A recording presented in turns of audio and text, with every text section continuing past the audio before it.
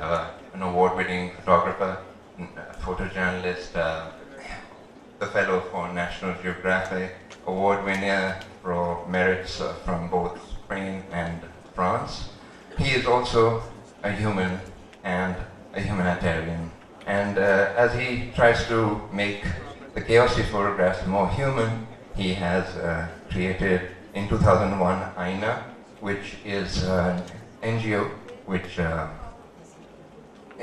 empowers Afghani women through education. He has 27 books to his name, and I can go on with his honors, which go on for miles, but instead I'd like to welcome him, and Arif would like to say something.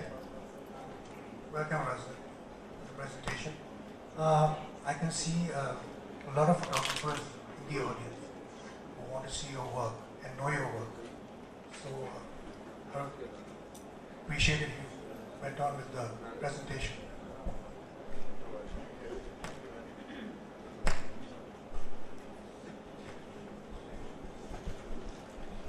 Reza Sahab has a presentation which he'd like to show you, and could we get the lights down, please?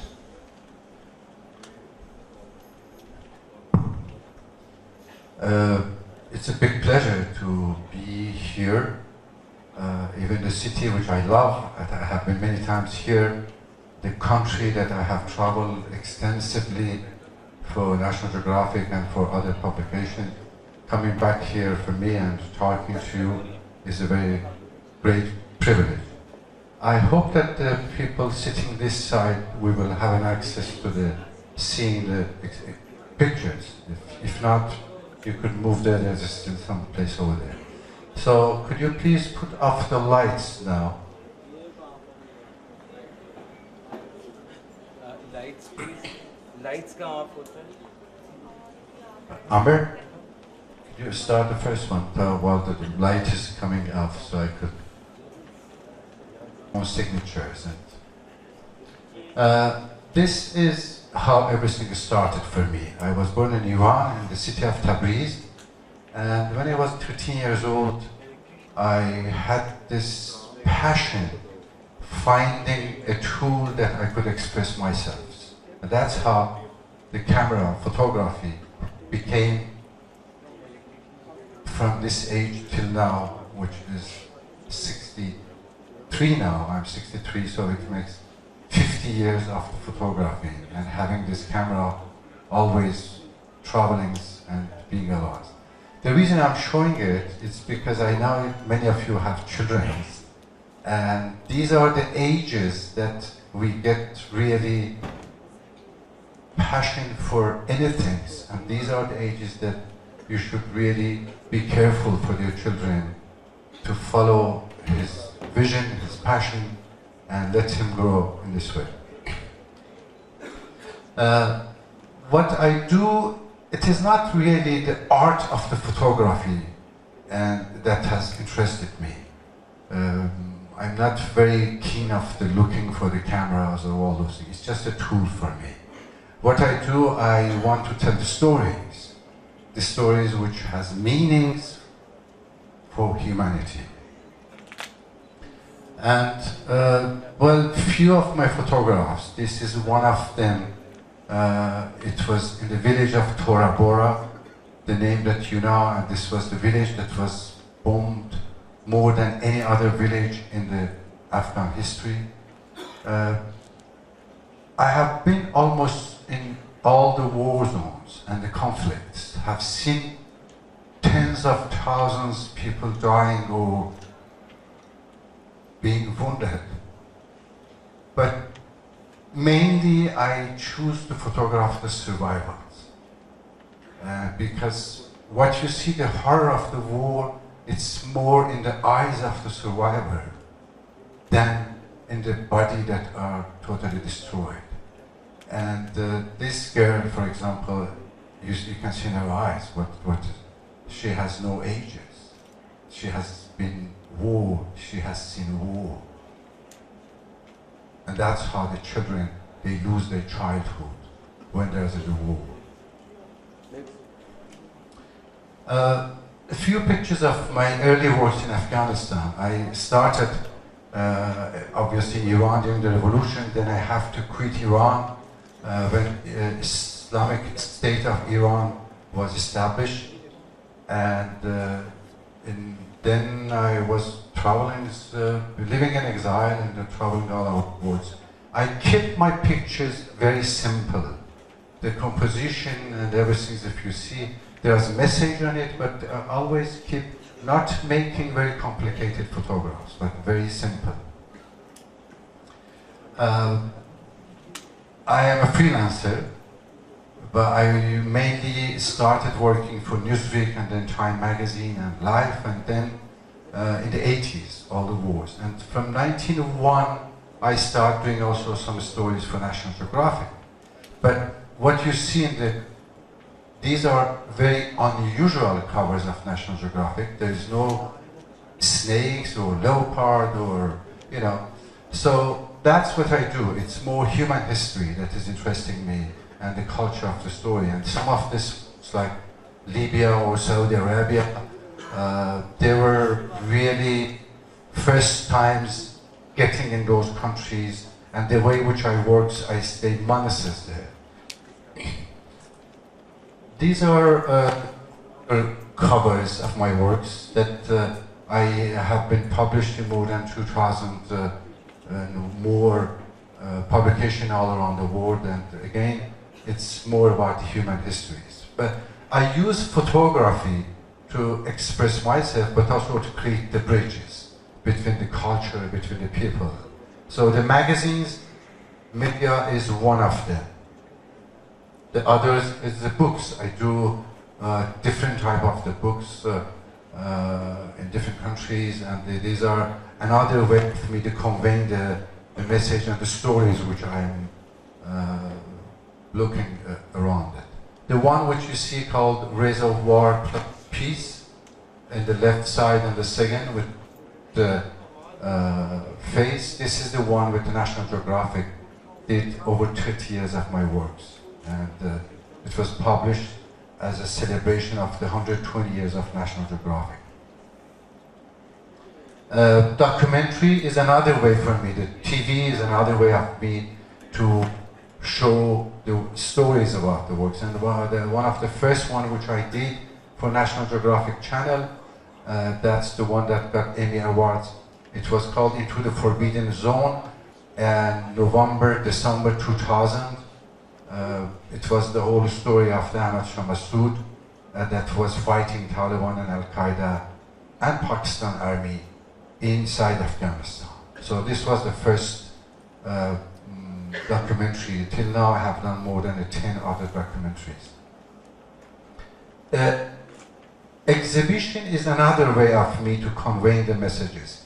I'm an architect by trainings, so I use cities, places, unusual places sometimes to create the exhibition, and like art street. This is in Paris. Left side is the Louvre museums, and the right side is the Musée d'Orsay, and I did this 2 years exhibition over here, which millions of the people just crossing going there. The street art is one of the major works which I do with photography. Now, some of my pictures of Afghanistan, this was in Nuristan. These are the time that Russian has invaded Afghanistan, and we photographers or journalists, we have to come to Peshawar, find a different group of the Mujahideen, dressed like them, and go on mountains walking. I had walked 3,000 kilometers.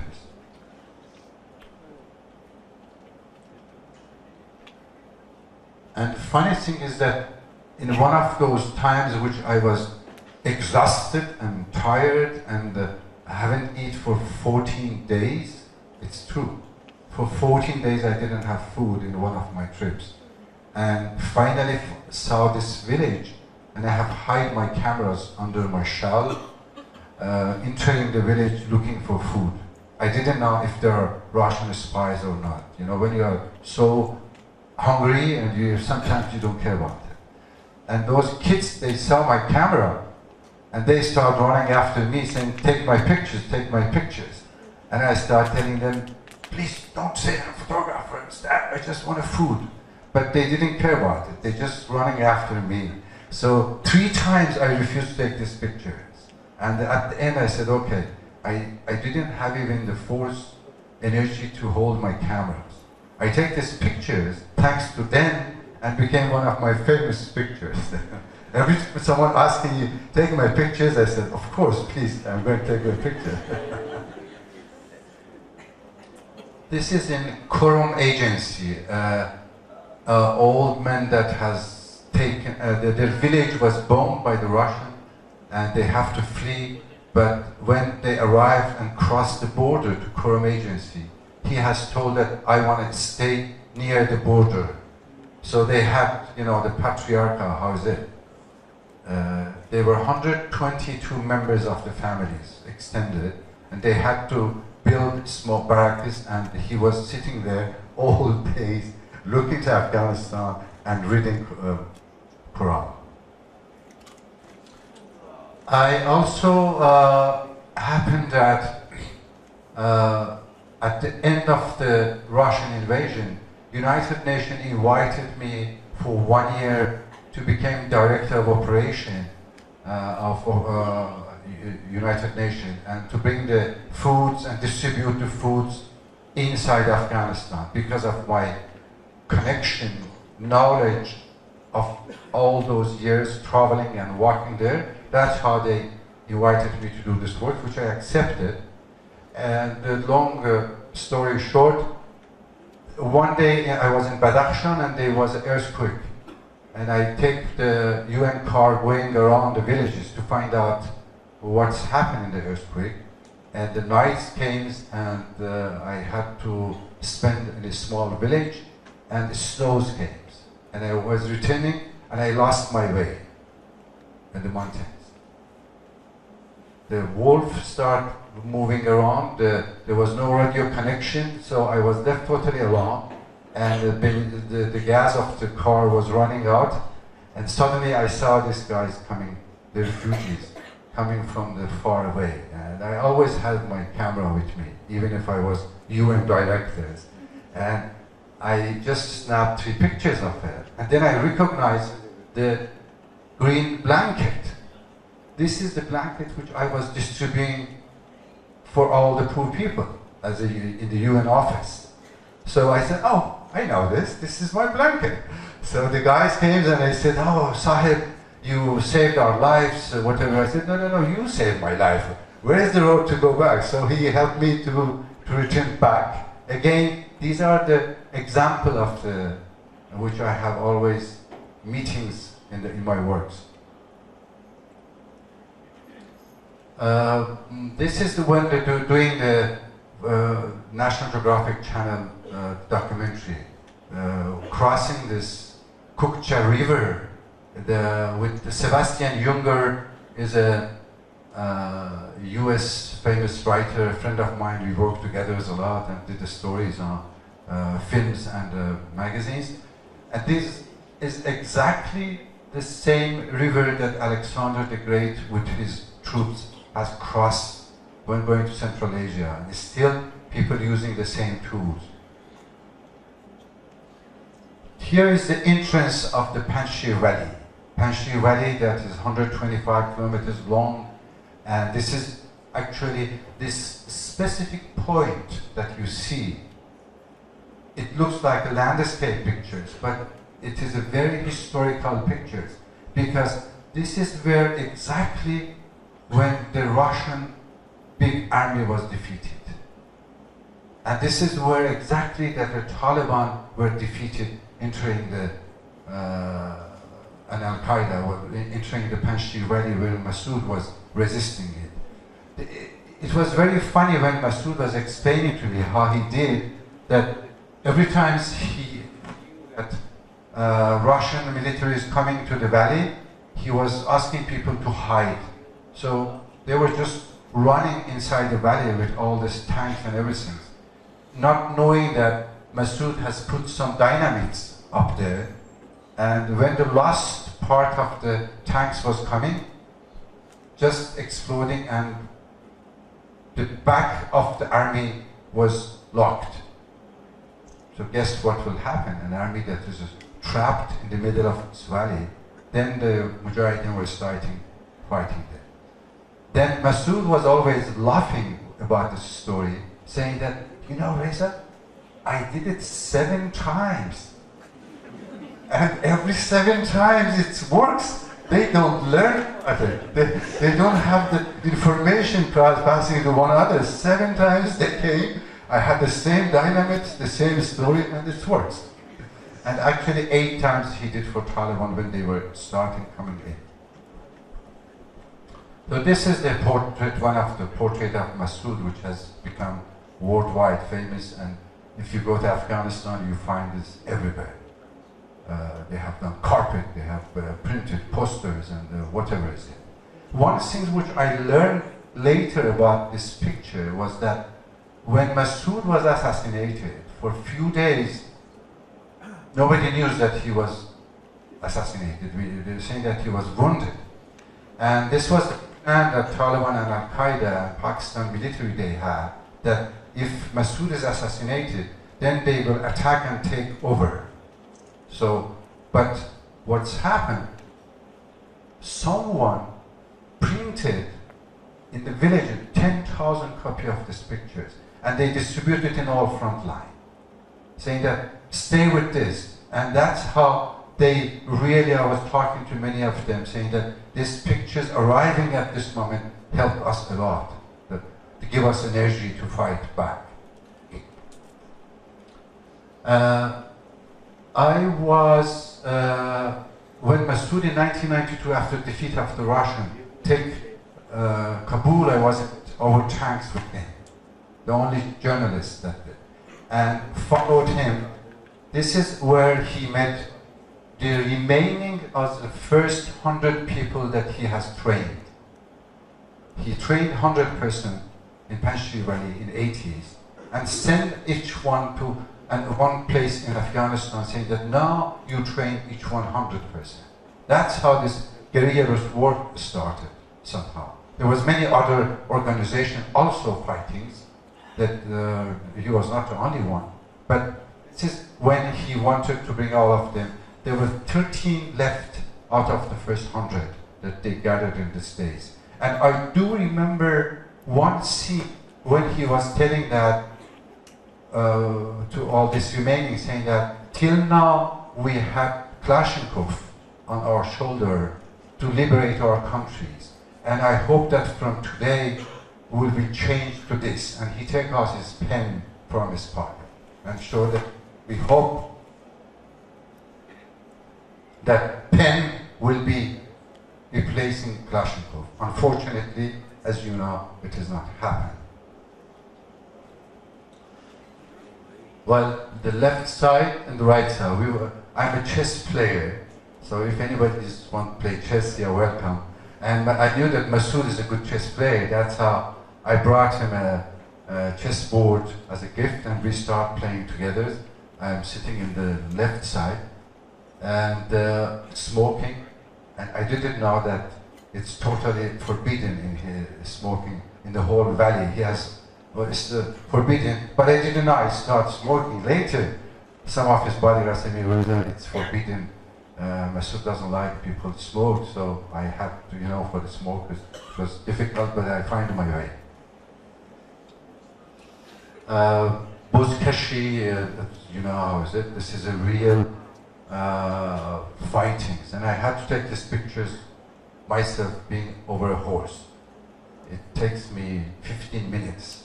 Just then, it was so difficult, and I put back. One of my later stories for National Geographic was in the Afghan-Pakistan border, the fightings. And I spent 3 months hiding and going to Waziristan, dressed as a Pashtunwala and all those things. And at the end, 15 days with the US Special Forces on the borders. And when we were patrolling with them, I saw this scene which was published in National Geographic. And then I told them, to the US commander, saying that, you know, if you come to liberate a country, you have to respect the culture. And if you walk with your shoes in a mosque, then you are not respecting them. And people will not accept you as a liberator. This was in 2003. And I was explaining that you have, everywhere you go, to respect the culture, otherwise people will not respect you. This is what's happened later. A portrait of a US Special Force soldiers, and for me, which I have been in all these war zones, the soldiers are also victims of the wars, the same way that the civilian are, because all these wars are decided somewhere totally different, somewhere else. The president, the generals, the multi-millionaire people decide for the war, and then people paying for this. Some of them as like soldiers, some of them like civilian, but this is the main casualties which I have seen and I have witnessed. Nobody in the world, nobody wants to war, unless we have again these politicians, and the multi-billions companies that they have their own economic interests, or arms dealers. These are the only ones that they want wars.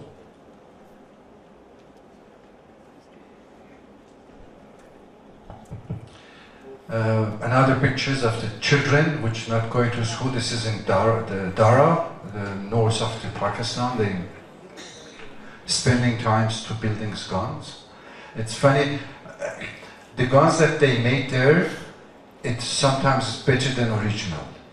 And they don't have any tool, no computer, nothing.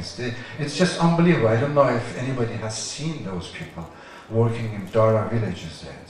And I show my camera Leica to the masters of the workshops, and I said, can you also make this? And he looks around and he said, of course, but I need 2,000, how you say, that if you pay for 2,000 copy, I can make for you, Leica, whatever you wanted. They're really fantastic, these people, and the skill that they have. Photography is also connecting with the people and learning from them. Many of people which I met, they became my masters of the thoughts, and he is one of them. This little boy which I photographed in Ishkashin, in the north of Afghanistan, in a village that was totally destroyed, totally, by Russian bombardment. No tree, nothing were left there. The little small rooms for the school was there, people living in a very harsh situation. And I saw these little boys coming out of the school, the things that we all have done, planting a little seed and then growing something out of it. But he was standing in the middle of the whole destroyed village. And I took pictures and I said, what are you going to do with this? I sit with the people when I photographed them. He looks to me like, you see in his eyes, like I'm asking a so idiot question. Like, he said, I'm going to grow a tree out of it. And this was for me, this was for me one of the people that became my masters. Whatever you do, think about growing a tree out of it, making it happen. Go for it. Don't stop inside of the obstacles. There is no obstacles. There is no obstacles in the life. It's you that you see an obstacle as a wall, or you see as a stairs going up. This is up to us. How we look to the obstacles and how we can cross it. Or we say, okay, I can't cross it, it's not possible. So this was his lesson to me. I'm going to grow a tree out of it. I did a cover story about Pakistan also for National Geographic. Traveled 6 months all around. And one day in Balochistan, I saw this old man, 75 years old, walking on his shoes and having heavy shoulders of the wood on his back. So I stopped, introduced myself, talked to him, and he said, well, I'm walking like 10 kilometers, getting all this wood for me and coming back to home. This is all I do for my family. Was his shoes. And in the background, you had all these gas plants. So that's the things which also I see, and I try to understand why human still doing in this works. In the 80s, working for Time magazine, I was sent here that when Benazir Bhutto came to Pakistan to start the campaigning against Ziaul Haq. So I was photographing the campaign and also photographing Benazir. This is one of my portraits that was published in many countries. Following her, I also went through all the campaign, traveling in the villages and everything, and seeing that, you know, all these people calling Jia Bhutto, and throwing the roses, and so this is also another pictures.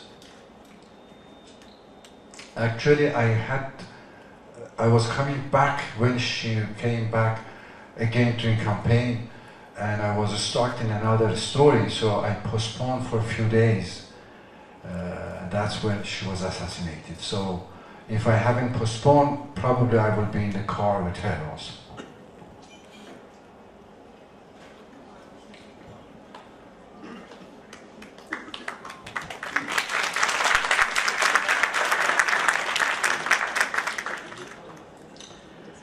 This is somehow showing what I do.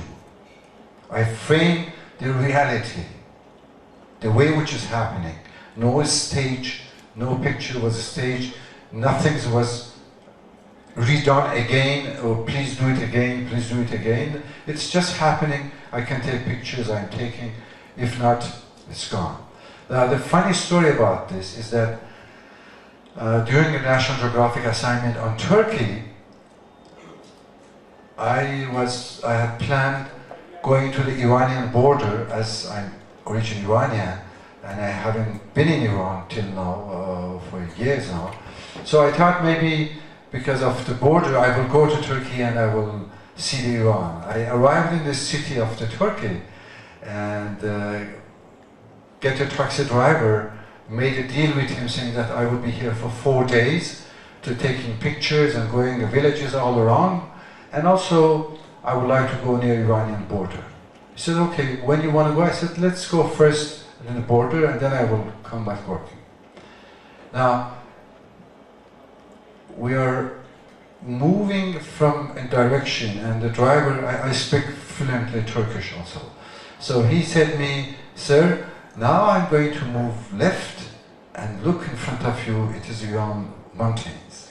So he turned left, but instead of mountain, I saw these two kids carrying this empty TV, beautiful pictures. And I told him, oh, stop. And he said, the mountain is far. He said, no, stop please. He said, sir, it's very far. I said, no, I want to stop you here. And then he didn't understand. He was looking for places, and I saw this guy is going, and I'm losing the pictures.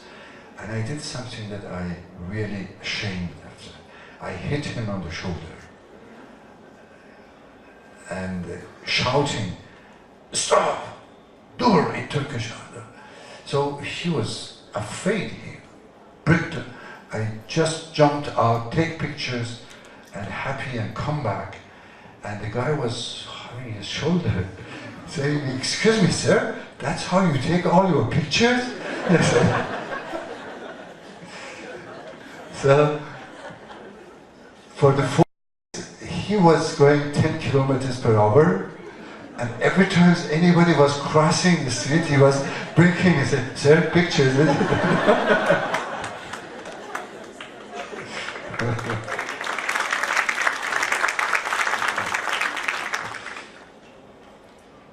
Another pictures at the same place. This is the Ararat mountain, or Agri mountain, that it's in the Turkey. This is with the same driver, actually. He stopped on time for me to take the picture. The clock takes like few minutes only, few seconds. Pictures of the earthquake in Turkey. The worst things that I remember as an architect was that running after those places and seeing how criminal some of these very huge companies and developers are, that they were using, it was not even concrete. I mean, as an architect, I was looking to this saying that, hey, this is what they have put for a 7 or 10-story buildings. In reality, you can even not build 1-story building with it, with these materials. That's how a lot of 40,000 people died in this. Almost all of them because of this criminal developer that doing this kind of the works. And the only houses that they were not moved in earthquake was the houses that people built before 70s, that they knew how to build the buildings against earthquakes. What the dervish also, obviously doing a story on Turkey, how you cannot do a dervish. I was reading Rumi from when I was 6 years old in Farsi languages. So, and still I read, and still every time I find different meanings. Every day I got different meanings. So I wanted to photograph this also. Another place which I did works, obviously Palestine, Israel, all the fightings going on, and I often goes and come back and do many stories of them. And again, I'm trying to bring the images simple but with messages. And this is the reality of one of the main reasons that's happening in the Middle East and between Palestine and Israel. Because the mosque which is there, the Jewish say that there was a temple, which there was a temple, of course. The temple was destroyed by the Roman Empire, and for 500 years was a ruin. Then when Muslims came and they built this mosque there, but there are a group of the Jews that they want destroyed and they rebuilt the temple out of it.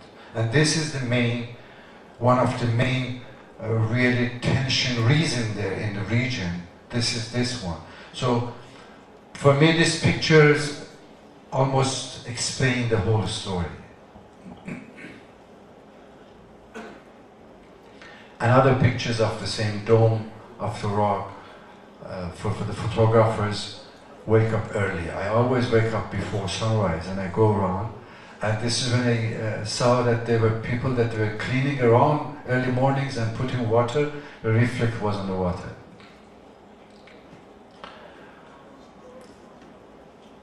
I spent a lot of times photographing, as I said, the fightings, the siege of the Beirut, the siege of Tripoli, and all these wars in Lebanon, all happenings.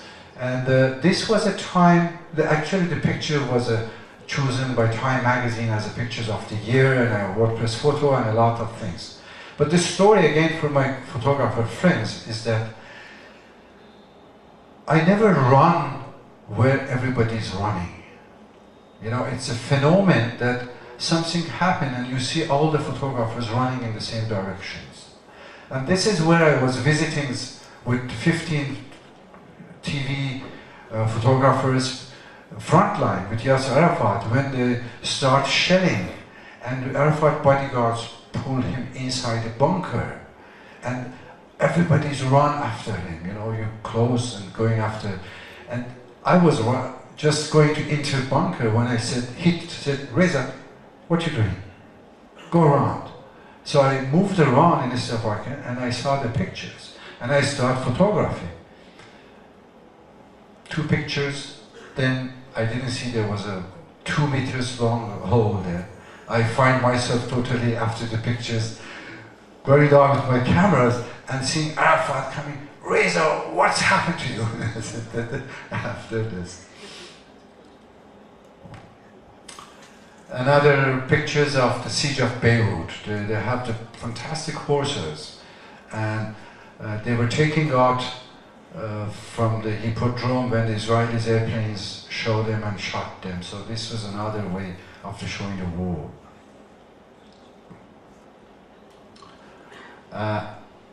after the siege, when the Palestinians left Lebanon, I was in a boat with Arafat and 1,500 of the Palestinians going to Yemen. And the French Navy was protecting them. This was one photograph explaining the dream of the peace maybe for them. One of my early works was Cairo. I stayed 6 months and just working on Cairo, so this is one of them. And this is another one. This is also, it happened that I was doing a story about Nile Delta, and I was looking for the same kind of a taxi driver in Turkey for 4 days traveling and crossing the Niles on and off in both sides working. And I find this guy who had a small boat and taking passengers from one side to others. I made a deal with him for 4 days working with him. And you know, I was working with him, so somehow I was so busy doing other stories, I just got 2 portraits of him in the whole 4 days. And all the women in the world, they fell in love with him. Is it true? Is it true? Unbelievable. So he was named Sindbad, and I did a book only which is called the Sindbad because of him, and they put his pictures on the cover. And amazing is that I have shown these pictures in China, in Japan, in Africa, everywhere, and all women, they have the same reactions.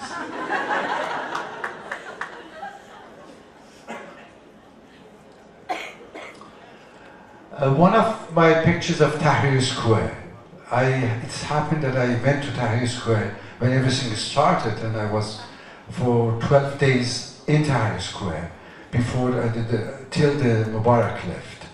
But this is important because this is also a reality of Egypt. People were hungry. We have to accept that the poverty, we cannot let the whole world, 1 milliard of the people living under poverty and thinking that, oh, we are civilized people. How we can be civilized and have like people which having 40, 50 milliard dollars in their accounts and have 1 milliard people dying of hunger, and we think that we are civilized people? We are not. He was hungry. That the way that he shows, put the bread in his heart, shows everything why it's happened.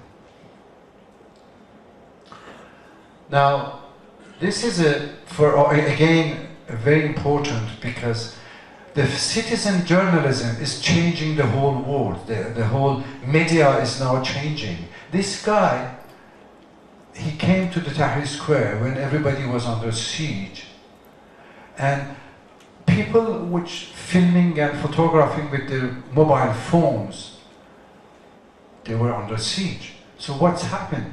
After a few hours, the memory is full. No? So he was offering people to download their films and their pictures that they were taking in the square, Tahrir Square, and sending them by emails, just asking them, could you allow me to put on my website? And his website was Egyptian Revolution. So he had like 5,000 reporters photographing and filming everything. So his website got hit more than CNN and BBC and all those things in those days. This is how the citizen journalism is really picking up and creating a real momentum in the journalism.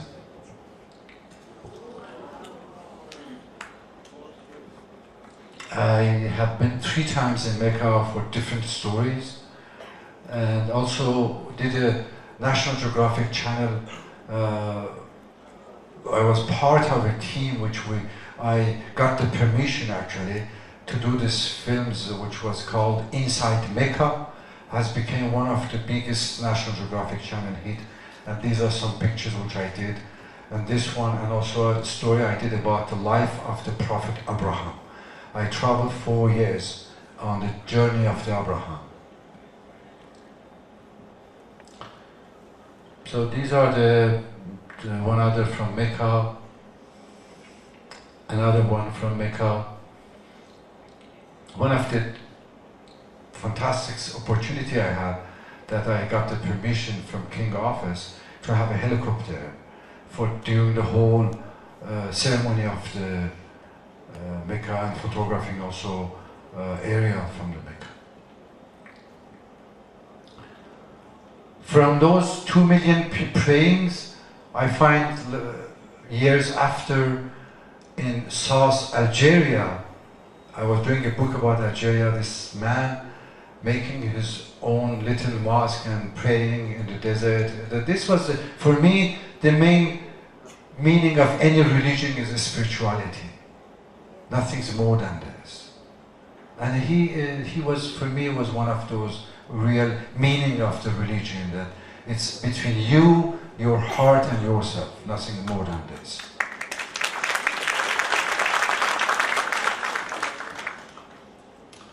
Recently, I spent 2 years in Azerbaijan also photographing. This is the way which I'm doing now, concentrating in new countries, new places that people they don't know, and making books and exhibition out of it. These pictures looks like 18th century Russian paintings. And this is true. These are Christians that were left Russia, they were persecuted, and then they came to Azerbaijan and living there for 400 years, and they kept their own way of the livings, and they're called old believers. In their churches there is no pictures, no ornament, nothing, just very simple. That's why they were kicked out of the Russia, because they were saying that, hey, why we need all these golden temples and all those things for the God? Why the priestess dressed like clones, like, you know, this matter? It's simple. This is the way they dress. And so this was one of the stories. Another in Azerbaijan, which was important for me, and I think that it's very important really for all humanity, is that one day I was visiting a Christian village in Azerbaijan. We have all this religion in many of those countries. And this church that was destroyed during the Soviet Union was rebuilt by the government. And they had this big celebration of the church. In the village, we are in a village with 3,000 Christian livings and other people around. Oldest Christians in the Caucasus. And this is the church. And I saw they are putting this big table for the dinner. So I asked priestess, oh, you have weddings or something going on? It's for photography, it's fantastic. We photographers, we always ask questions. What's going to happen? Why you do this? Why you do this? And that's how we find our subject. Now, what the priest told me, he said, sir, it's Ramadan. I said, excuse me? What you say? Yes, it is. This is church. He said, well, you know, every month in Ramadan, we invite all the Muslims around and we break fast with them.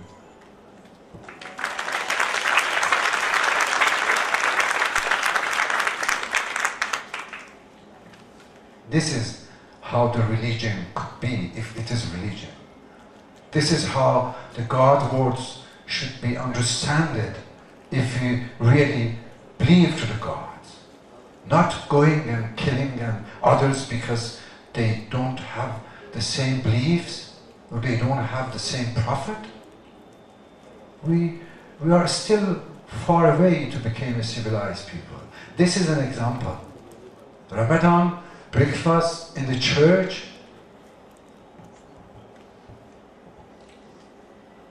Another story also in Baku. This is the biggest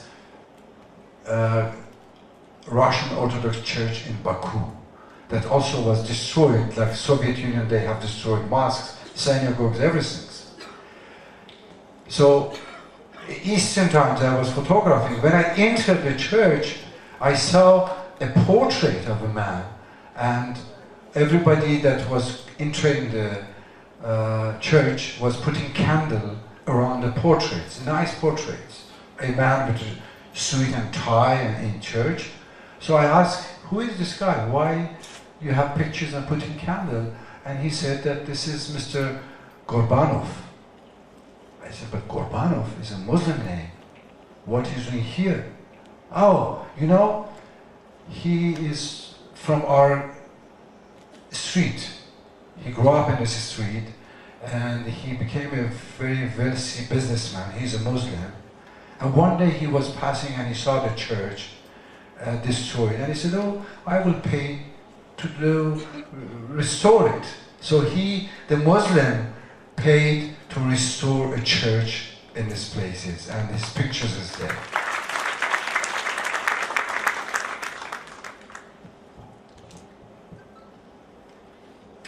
Other works which I did a lot was in Africa. Unfortunately, as you know, this is the Rwanda, Burundi after massacres. The refugees came and immediately started building the tent. Well, how I could be part of this world as a photographer and not photographing the famine, but how I could photograph famine coming out of my hotel rooms and going and taking pictures. So when I had to go this place in Somalia, I locked myself in my room in Paris for 72 hours with no food. 72 hours no food is enough for you almost to understand the hunger. So when I was in front of him or her, this is the picture which for me is like the Rodin statue of the sinker. He or she questioning us. It is not just other pictures of the famine that we have seen, someone dying on the ground. He or she questioning us, saying that, hey, you can move 10,000 soldiers in 24 hours from one continent to others. You can send rockets to the moon and the Mars, and you cannot bring me food. You have drones that bring the death. You cannot have the drone that brings them the life for me. These are the questions that those people asking to us, and we have to find an answer to this if we are part of humanity. Why now we have to let people die like this? After the massacre and genocide in Rwanda, Burundi, which unfortunately I was witness before, during and after, I did a lot of works. This is one of the survivors of these massacres, and you can see what he has seen actually. You don't have to show the people that died. This is in his eyes, everything. Then I come up with this story that 12,000 children, they have been separated from their parents, and UNICEF and Red Cross was asking me how I could help them. I trained refugees to take portraits of those 12,000 children. I brought cameras. This was before digital, so I brought cameras, films, and trained them, and they photographed 12,000 of those children that they have lost their parents, and made exhibition in the refugee camps. 12,000 portraits. Probably this is the biggest. I should think of the writing in the Guinness Book of the Records, a portrait exhibition with 12,000 portraits, and asking people to come and to look and to see if they find their families or someone. 3,500 children were united with their families with this project.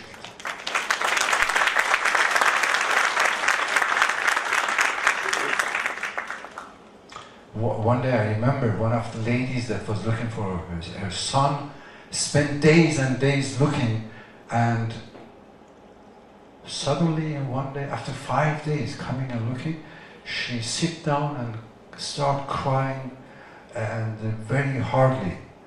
And we ran to her and said, "What's happened, lady? Why are you crying?" And she said, I find my son. So why are you crying? He said, but you don't see, it's only his head left. There's no body. This is the meanings of the pictures for the village people that they have never seen pictures. So we said, ma'am, we bring the body and blood together. And then it was so fantastic to feel it.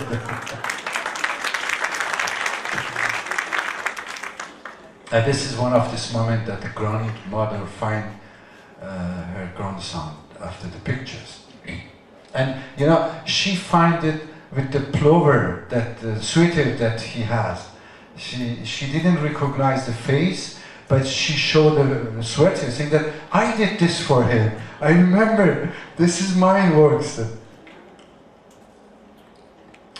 I also spent times in Sarajevo, the siege of Sarajevo. It was happening in Europe, and one of the longest siege and unhuman things happened in the history, common history. A city surrounded and sieged for years, no food inside Europe. People were really in a very bad situation, and Serbian snipers all over the Sarajevo, nobody was able to move. The snipers everywhere. You are in the city, all surrounded.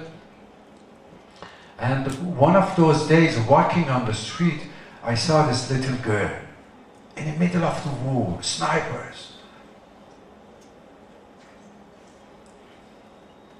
I take the pictures, and then I came close and I said, hey, what are you doing here?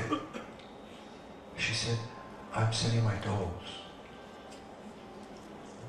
What? Selling your dolls in the middle of the war and the snipers? Why? Because you girls, you know that the dolls is the most precious things that you have. And she said, my grandmother is hungry.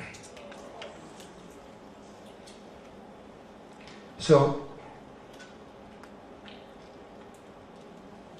when I say about the war and what it does to the people, this is also one of those very difficult moments for me in the war. Not because seeing the dead people, which are, unfortunately I have seen many, but this is also bringing this little girl. I'm selling my dolls because my grandmother is hungry, and we are in the middle of Europe, 4 days before Christmas. Another guy after the fall of the Soviet Union.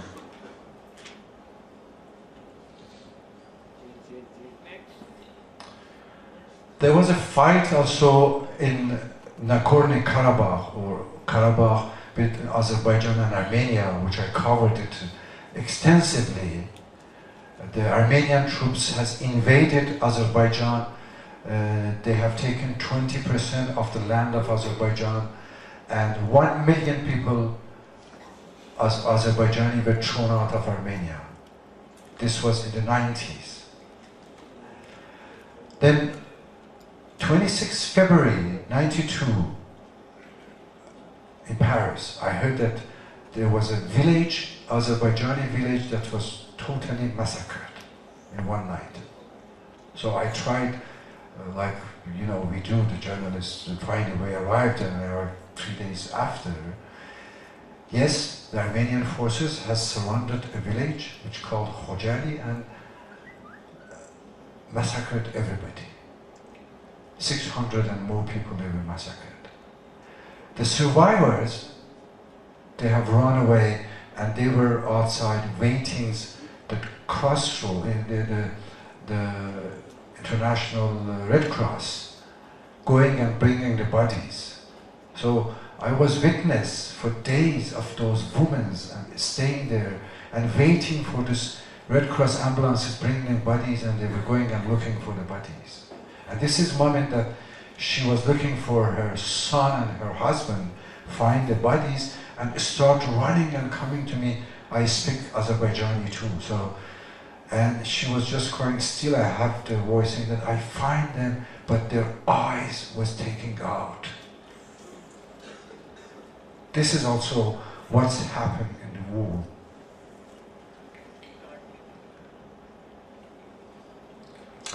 part of the story I did about the Uyghurs in the Xinjiang for National Geographic. The Xinjiang region is occupied by Chinese for many years, even if they say that it's part of it. The same that Tibet is occupied by Chinese. So this is also a big place that is occupied by Chinese and people who are Uyghur Kazakhs living there, and they are pulling Chinese to overpopulate the region. These are the full moon lovers in the top mountain Altai, the nomad people. So where is the horse? No, it's not inside, it is outside. It's a shadow of the horse on it. The other story of geographic was in the Siberia, on the nomadic tribes, which they had this horrible tradition, I mean horrible for me, going to huntings when it's minus 40 degrees centigrade. So I spent 8 days with them, going with them and crying every day, every moment from the minus 40 degree. You know what is it, minus 40? You can't imagine how cold is it. Even the films was broken inside cameras. The films was broken inside camera. The battery is running away. But this is the 2-page in National Geographic. That's what I was. Minus 40, that's how you became, just putting your nose out.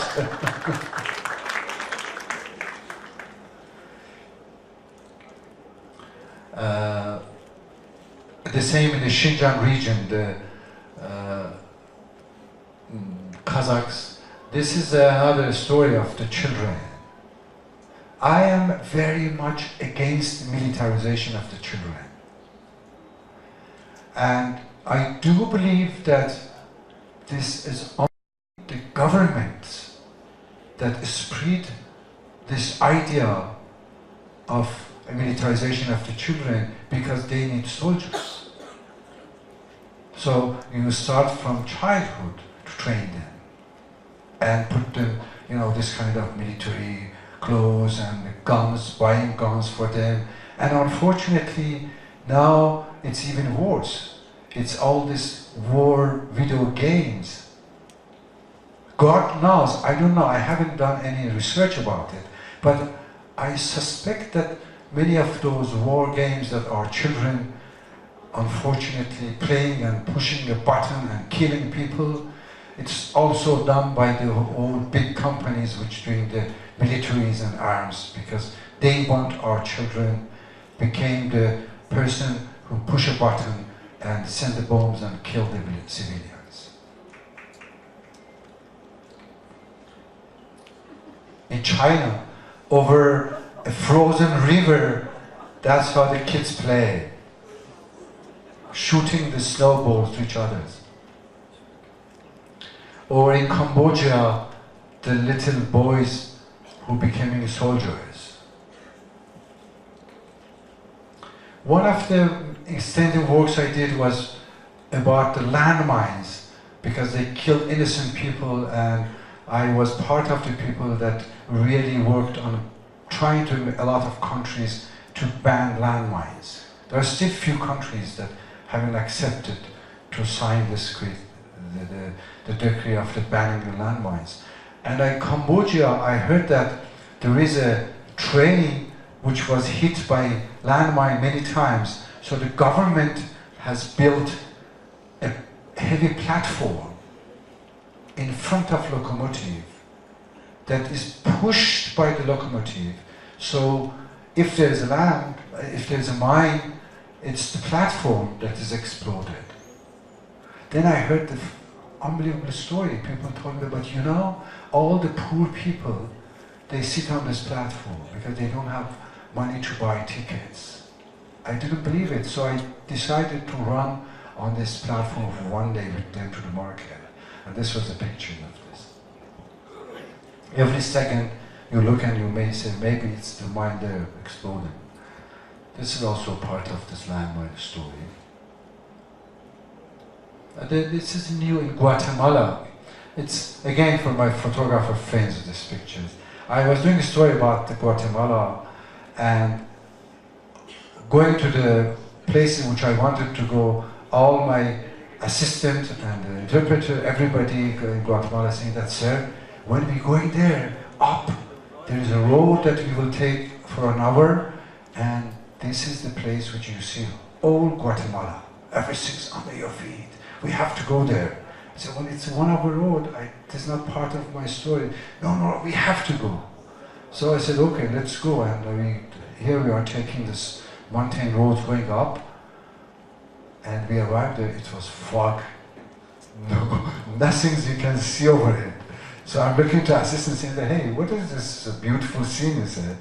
And suddenly these ladies come out of nowhere with this flower for the foreigners that traveling. This was a gift of the moment, and it's really fantastic as a gift for me.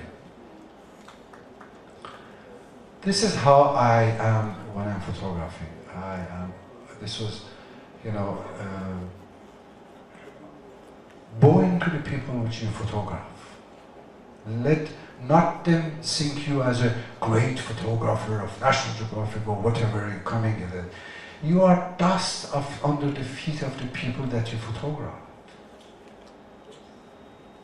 And this is a privileged moment for me, bowing under photographing the feet of this lady working in the farm in India for the coffee story which I did. But could you go back one? So I was photographing her feet, and she was looking to me not understanding why this man come from the, and bowing at me, and what is in my head. So I look up to her, saying thank to her, and this is her face was it.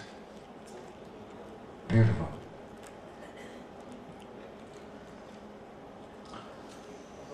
If it happened that you can go to southern desert of Algeria, go for it.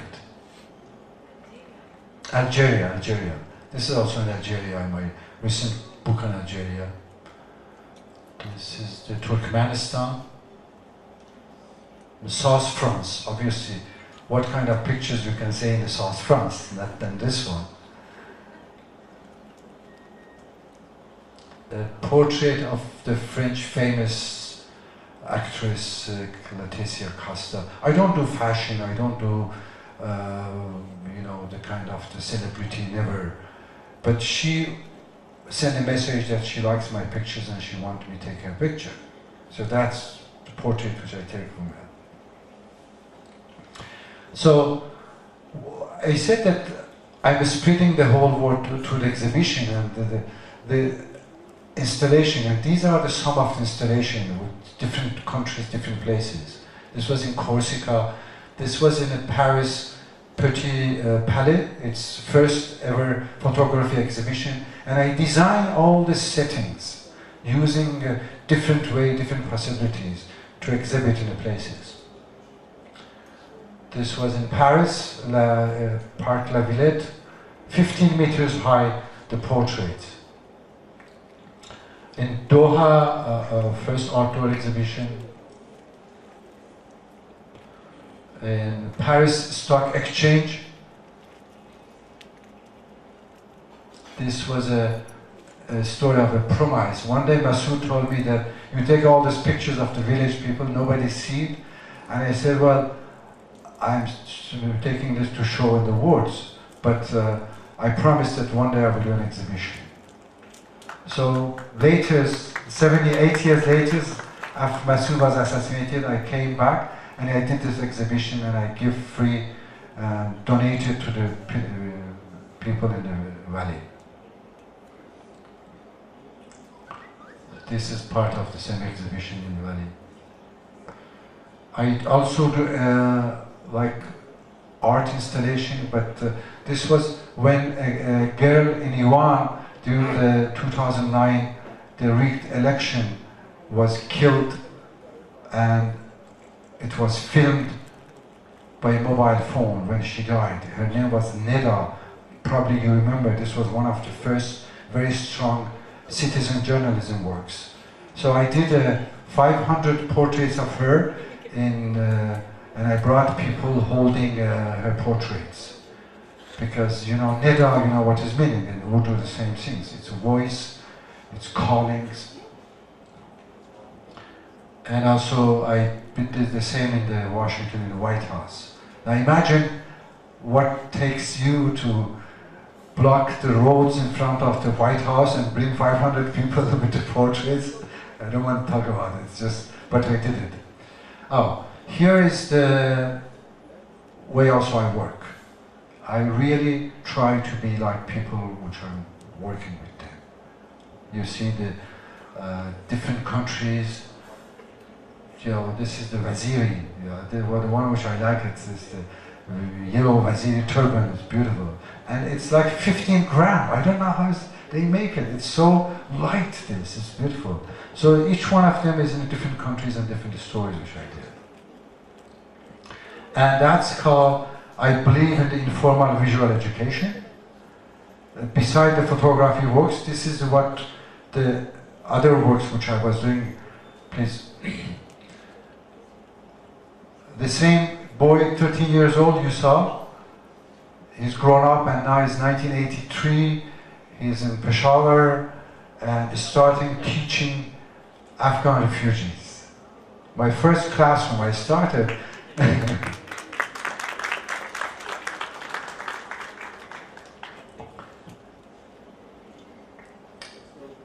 I really believe on this, that we really have to start educating children about peace. This is the only way for humanity to go ahead, or will be no humanity. The ayna that you were talking about, which I created after many years after trainings all around the world, an NGO which, you know, it's all on my own. I'm doing it, and this is a magazine for the children and the family in Afghanistan, and then recently in Sri Lanka also, distributed free and have all the information that people need.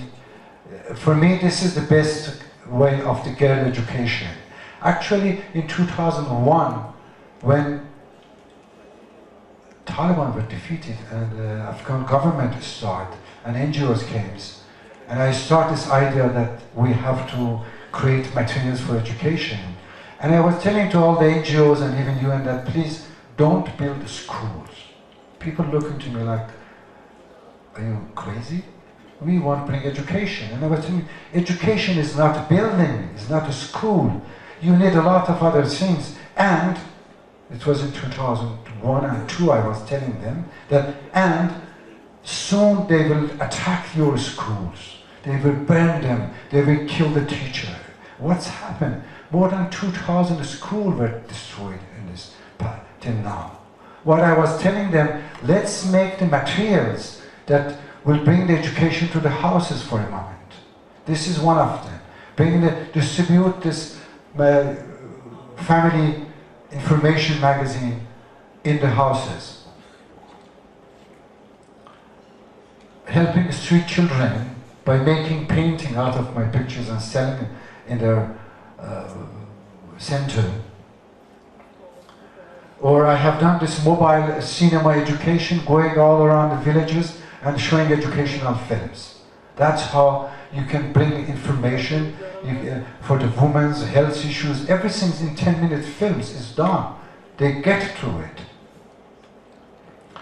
Made the first magazine for the women's, Malalai in Afghanistan. Trained the first Afghan women to become filmmakers, telling the stories of Afghan women. Their first film was nominated to Emmy Award. The first one ever did it. These are the first female Afghan photojournalists that work for Associated Press, working for a lot of other organizations. These are all trained in this new type of the NGO which I created, saying that we should not look to all the women and girls and boys in Asia, Africa, in our countries, as many of the NGO does, as someone that should do broderies and bring them sewing machine for this woman. Hey, let's bring them the cameras. let them become the storytellers of their own stories. That's what I'm trying to bring in. We have maybe more than 1,000 Afghans were trained in INA and doing magazine, films, radio. One of our students got the 2012 Pulitzer Prize. The only Afghans that got the Pulitzer Prize was our students.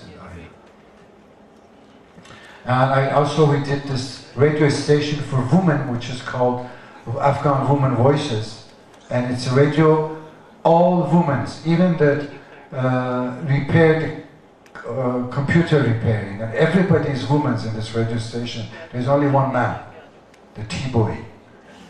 This is, for Kabul, it's just a revolution.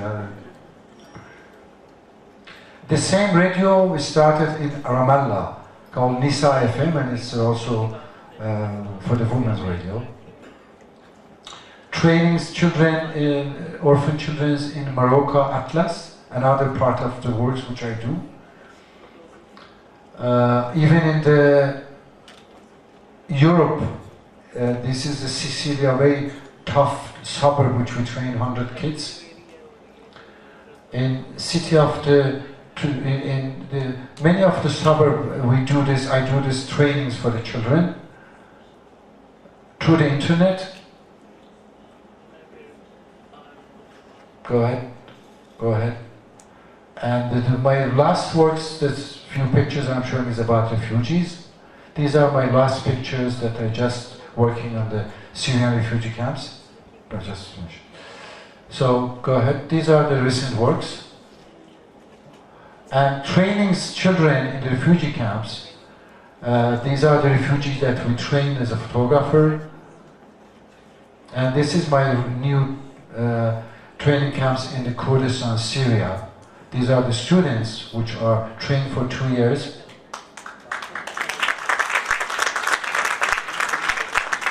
This is my classrooms, and this for 2 years I was going and working there. The last pictures I want to show you, you see this little girl, the second from the right hand. She was late, and the way which I said that I'm giving you a camera to show your stories to the world. So she was late for 1 hour, and I was very angry. I'm very tough when I'm teaching. So she came in, and I called her and said, Maya, why you're late? And she showed me pictures in her camera. I said, sir, this is why I'm late. My shoes was frozen, and I take pictures to show you. This is the way in which I really want to bring, not only through my photography, but also trainings thousands of the people to give a voice to the people which have no voice. This is the future of the humanity, this new language of the photography.